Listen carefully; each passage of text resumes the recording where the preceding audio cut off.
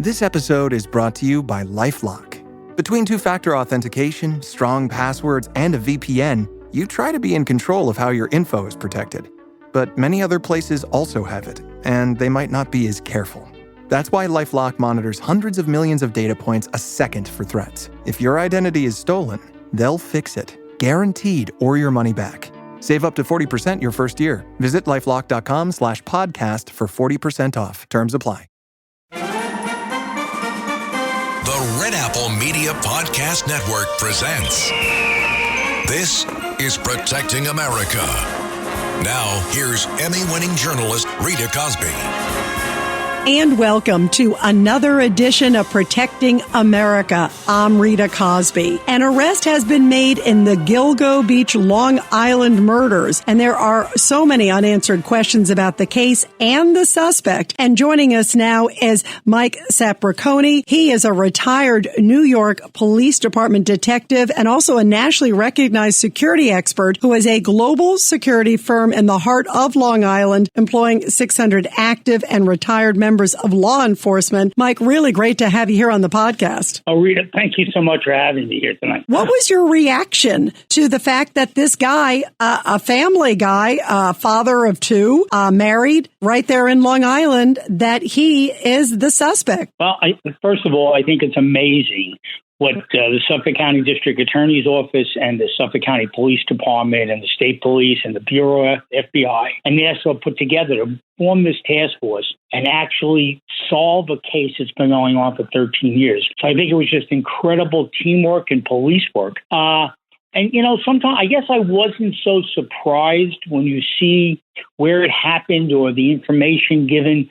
You kind of look at this and say, wow, this is unbelievable. Maybe some of this fits as you think about it a little bit, right? What were the parts that fit to you? And just as you said, it really was incredible law enforcement teamwork and piecing it together like old shoe leather, sort of policing, if you will, following the leads.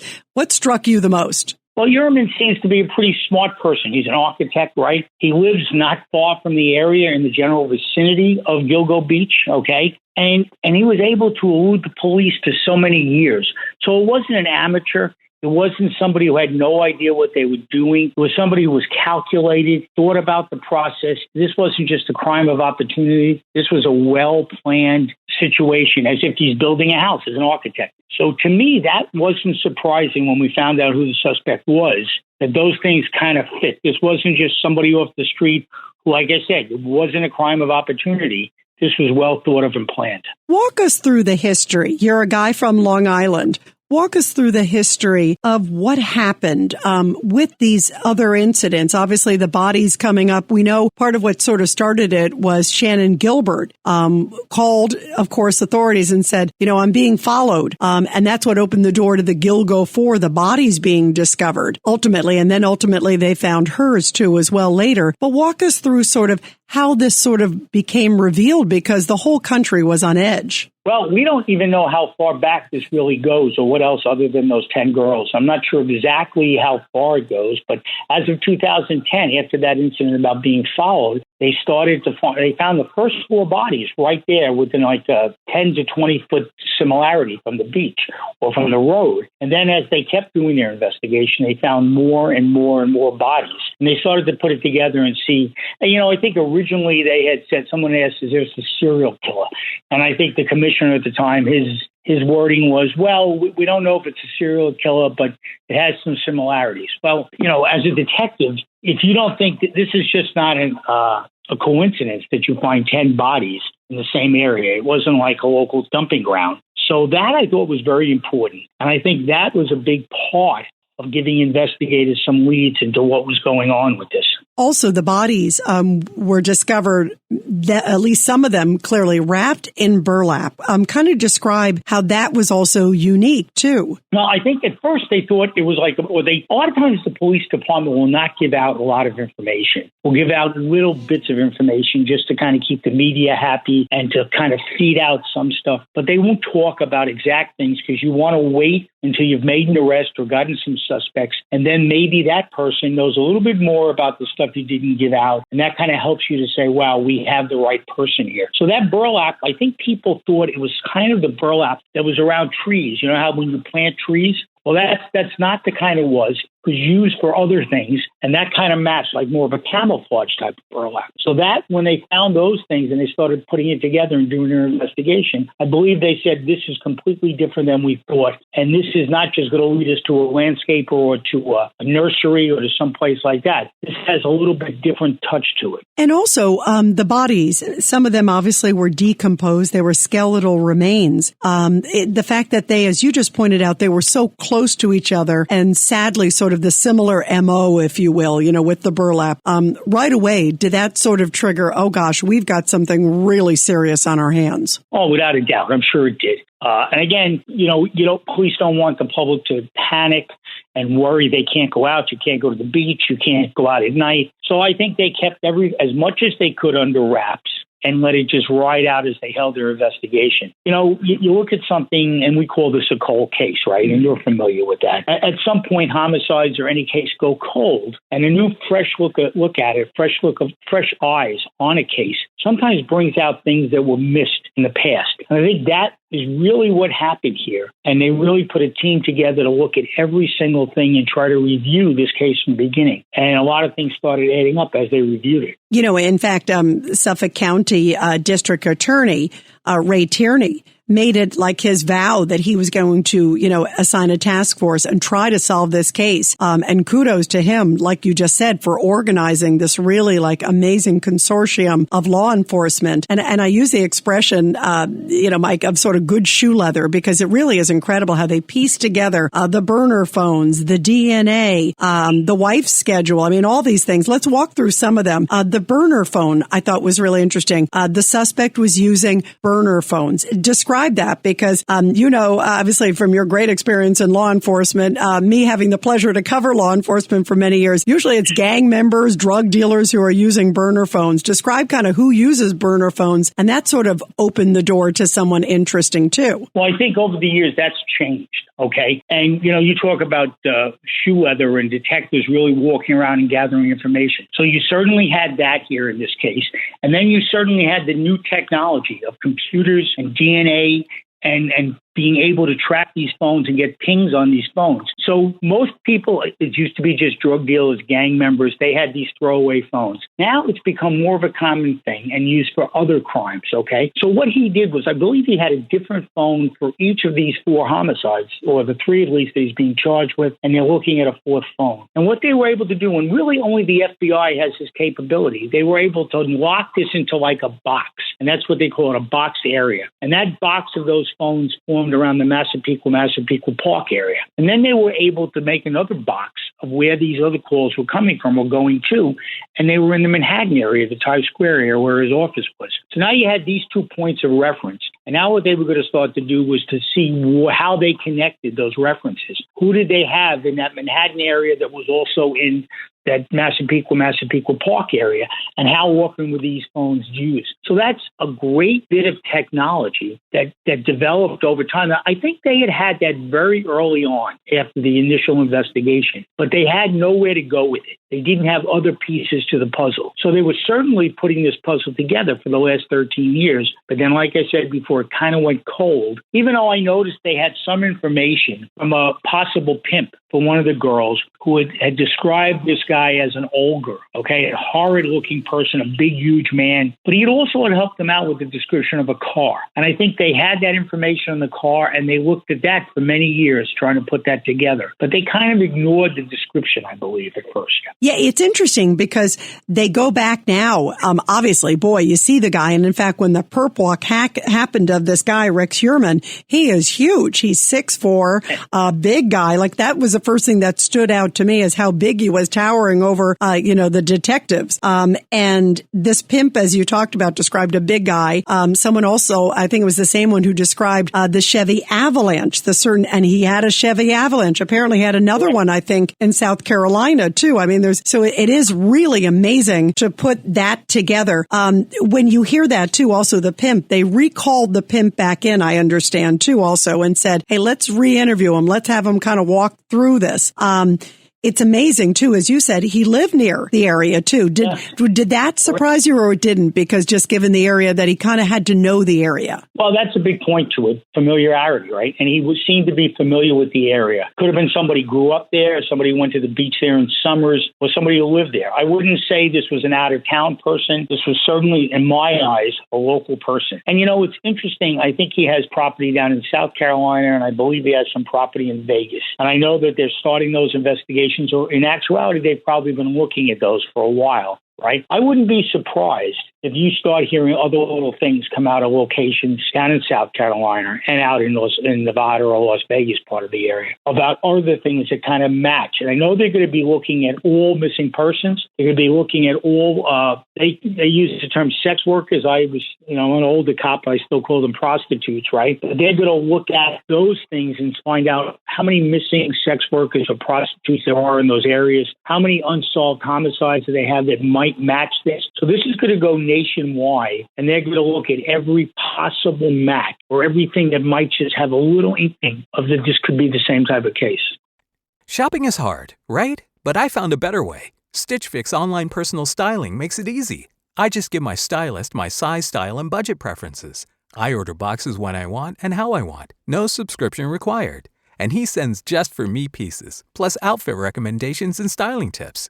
I keep what works and send back the rest. It's so easy. Make style easy. Get started today at stitchfix.com/Spotify. That's stitchfix.com/Spotify. Also, I would imagine any kind of travels he has done in addition to, say, South Carolina. Apparently, he was planning to retire there. I saw some reports. And like you pointed out, you mentioned Las Vegas. I would imagine anywhere that this guy has traveled, you would think that they're going to say, wait, let's see any cases in those areas. Without a doubt. I thought it was great work, too. They were able to pinpoint that his family had been away. And that's a tough thing to do. So they went into everything, travel plan, probably reservation, whatever it might be, tracking gas receipts or whatever they might have had to do. Or they did a lot of computer work. They were actually monitoring every time he was going online. Okay. So they did a lot of work to say, hey, his family is away during this period of time. So I'm sure as they keep investigating that will bring up other things that kind of tie in a little bit. What were your thoughts when you found out he's a family guy? I mean, he's married, as you pointed out. His wife apparently at least a few times was out of town so far, on the ones that they've pinpointed. Also a father of two. Does that surprise you, or is it just sort of this another example of somebody living two different lives? Well, we see so many examples of people living double lives that nobody even knows. I think I saw something this morning where when Police Commissioner Harrison, and by the way, him and Tierney together, they both knew out there. Harrison only came a little bit before Tierney, I think, and then Tierney was elected in 22. They both worked so hard together as a team to put this task force together. And there was a comment made that his family was completely shocked by this and that they had no signs of any of this. But, and I expect that in the near future, you're going to start hearing things from local people who are thinking about this a little more. And I'm going to say, I remember 7 years ago, at 3 o'clock in the morning, my dog was barking and I looked out and there was Rex, cleaning off something in the backyard or hosing down a garbage can or putting a bag in his car. These things haven't come out yet, but I'm sure as people start to think about it more and they hear more about this, we're not going to be surprised that some strange things come out. Yeah, and you know what? There was a report of some interior designer who I think went to the house.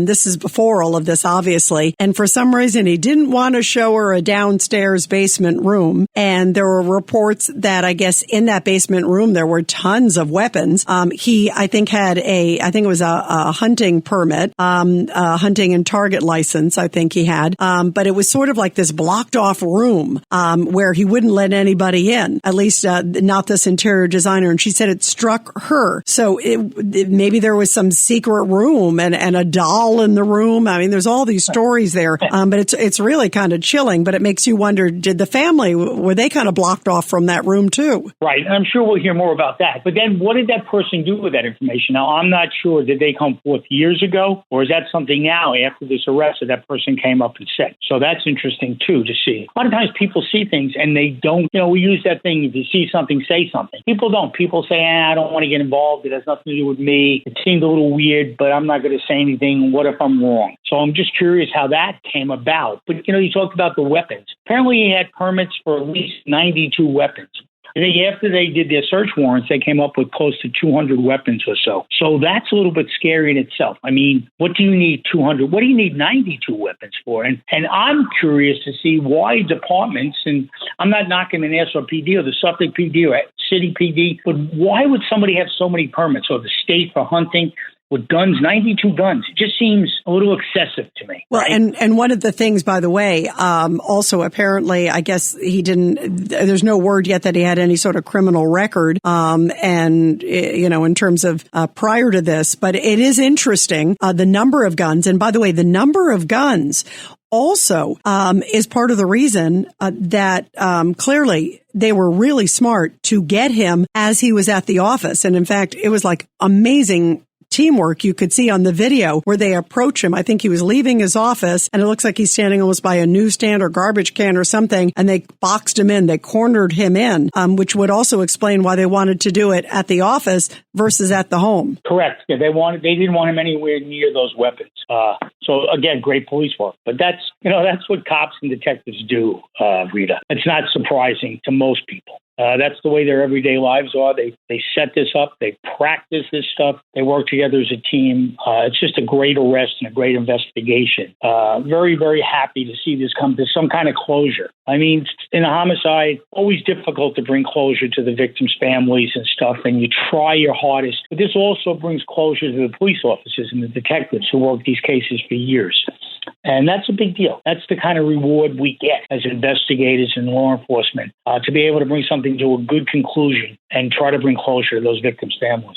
Yeah, no doubt. You're right, because talk about the determination. I'm sure there were so many officers that stayed up, late at night thinking of all these victims and their family members and wanting resolution. And just that was my first thought was, thank goodness some of these families that have been desperately seeking and law enforcement who have been tirelessly working on this, that they get some resolution, and hopefully some of these other unknown cases at this point get pieced together, just as you said. Don't you believe, just from the history, and again, we don't know, every case is different, but so far they've pinpointed him with 3 killings. There were the 4 Gilgo 4, so they maybe ultimately the 4th it sounds like they're working on.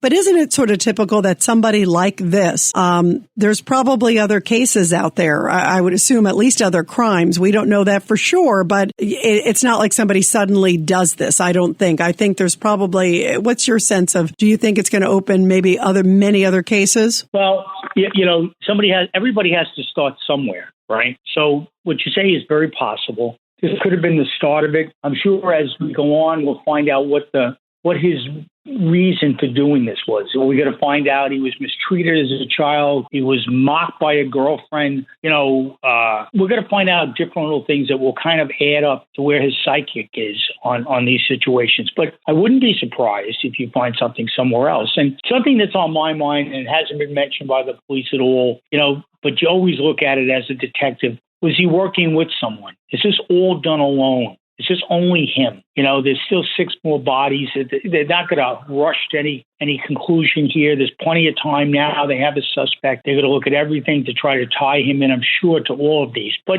does he act alone? I just think that's interesting. Some rumors floated out at the very beginning that he might have been working with his wife. I don't remember exactly what the rumors were, but those seem to have gone away, and that doesn't seem to be real. But I'm curious to see, do we find out that someone else he worked with or had some involvement with, or is it someone else's idea? Was he following a manifesto from something? Was he reading something online that, was looking at serial killers? So I think those things will be interesting as they come out. Yeah, to see, just as you said, what could motivate just this unconscionable, just horrific behavior. This podcast is supported by Progressive, a leader in RV insurance. RVs are for sharing adventures with family, friends, and even your pets. So if you bring your cats and dogs along for the ride, you'll want Progressive RV Insurance. They protect your cats and dogs like family by offering up to $1,000 in optional coverage for vet bills in case of an RV accident, making it a great companion for the responsible pet owner who loves to travel. See Progressive's other benefits and more when you quote RV Insurance at Progressive.com today. Progressive Casualty Insurance Company and Affiliates. Pet injury is an additional coverage and subject to policy terms. One thing we haven't touched on also is the pizza crust, and the hair also, because they found, I think, the wife's hair, at least a hair on one or two of the bodies, or the burlap. They found his hair on one, at least it matched, those hairs matched through DNA. And then they matched his DNA with the pizza crust that he throws out just recently. It's a great book, Rita. You should think about this, right? But it's just a great story, how they work together and figure things out. So years ago, apparently the DNA that they got from the hair. So hair is more of a solid substance than the DNA we normally get, like a swab for your mouth or something like that. So that DNA preserves longer, okay? But the ability to use that DNA has gotten better and better over years. And I guess everywhere it kind of says they were waiting for the DNA to catch up. And I guess it kind of caught up. And that hair was a big part of it. So once they had that single strand of hair, they were able to match it to this type of DNA. And then they were able, all they needed then was something of his to match off of that.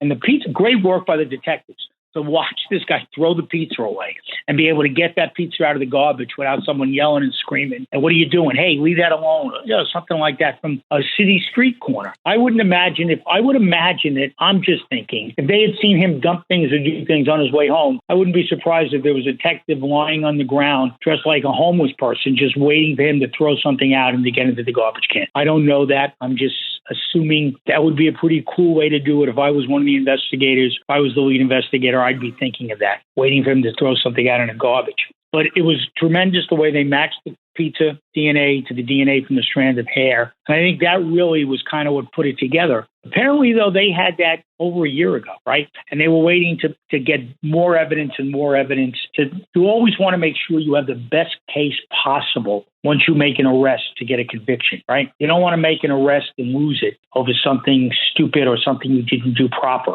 So I think they were very precise in what they did. They took everything step by step. They put together a master plan, and they followed that plan right through. I can't say it's not enough times what a great job they did. Before 9/11, the different departments, the state, the feds, the locals, we didn't always work really great together. We're always vying for who was the better department and who could do things better. But since 9/11, over these last 20-something years, I think we see a need for the departments to work closer and closer, and a new generation of leaderships over the years has made that happen. And that's so impressive and so much an important part of law enforcement. Absolutely. And when I let you close here, Mike, I think about just probably tears of joy from law enforcement when they pieced this together and they finally felt they had a good lock solid case, at least on these three, to put the guy behind bars and make this bust.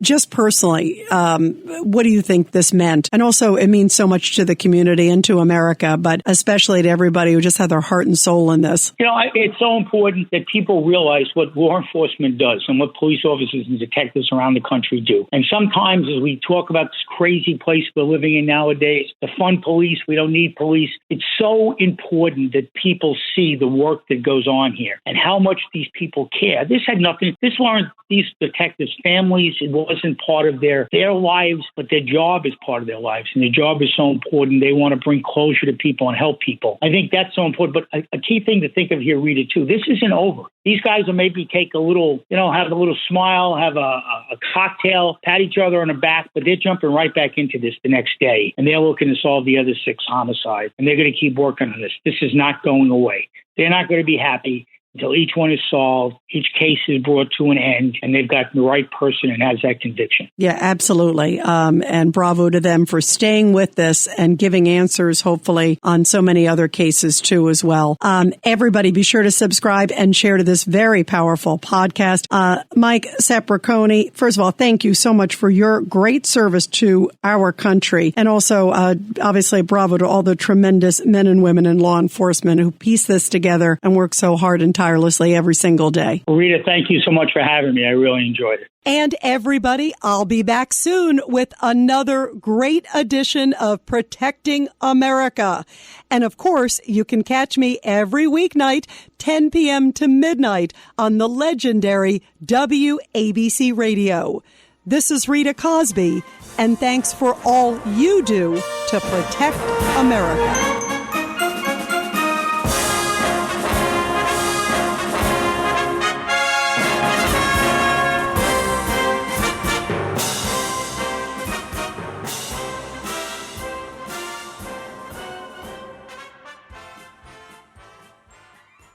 Hello, folks. Larry Kudlow here. Pay attention, because China is leading the largest anti-American alliance since World War II. One that's already dumped U.S. bonds, grabbed 43 million acres of our farmland, and is plotting to dethrone the dollar. That's why IRA and 401k savers are protecting their savings with gold. Please go to freegoldguide.com/Kudlow or just call 800-621-3908 for your free gold guide on how to protect your wealth with gold 100% tax-free.